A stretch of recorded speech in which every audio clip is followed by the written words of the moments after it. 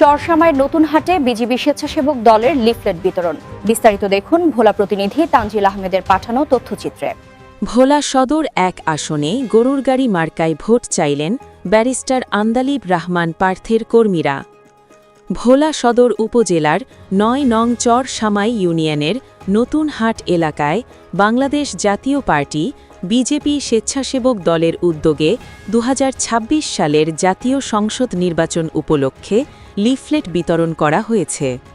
Leaflet বিতরণ কর্মসূচিতে উপস্থিত ছিলেন বাবুল মাঝি, বাদল, বিল্লাল, খলিল, আক্তার, মুরাদ সহ শতাধিক নেতাকর্মী।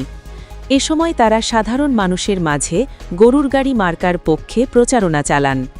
কর্মসূচিতে ব্যারিস্টার আন্দালিব রহমান প্রার্থীর কর্মীরা বলেন, ভোলার উন্নয়নে মোহররম নাজিউর রহমান মঞ্জুর অবদান ইতিহাসে স্মরণীয়।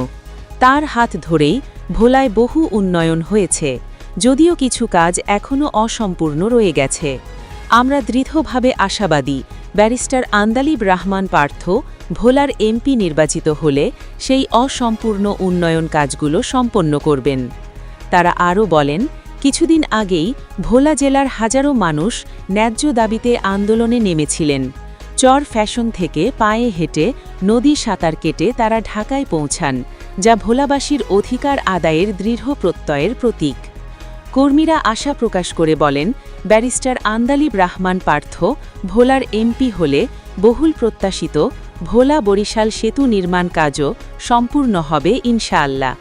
শেষে তারা ভোলা সদর ১ আসনের সর্বস্তরের জনগণের কাছে উদ্দাত্ত আহ্বান জানিয়ে বলেন, আগামী জাতীয় সংসদ নির্বাচনে ব্যারিস্টার আন্দালিব রহমান পার্থের হাতকে শক্তিশালী করতে গরুর গাড়ি মার্কায় ভোট দিন।